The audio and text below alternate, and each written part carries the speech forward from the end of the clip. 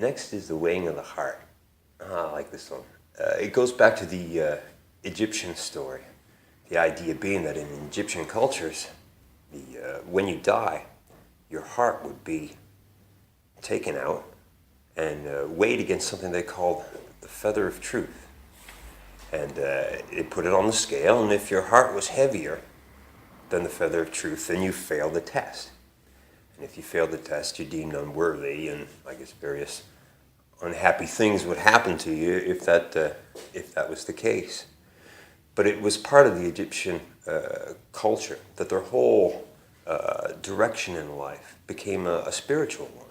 So the idea of the weighing of the heart was something that went through their entire culture.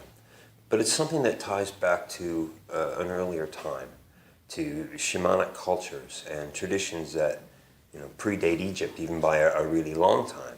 Things that go back to the early cultures from 20, 30,000 years ago, and then into Turkey to places like Göbekli Tepe, which is where the pillars on the top portion of the painting actually come from, those little T shapes.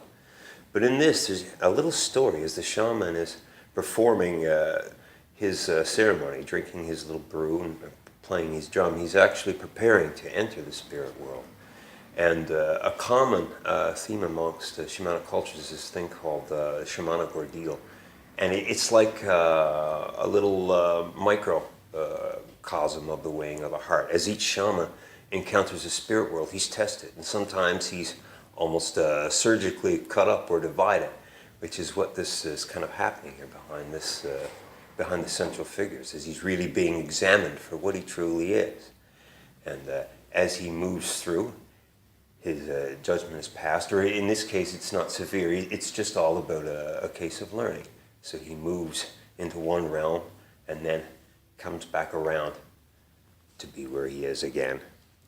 And the mark of his ability to journey are these kind of like feather shapes, and I like doing this on figures.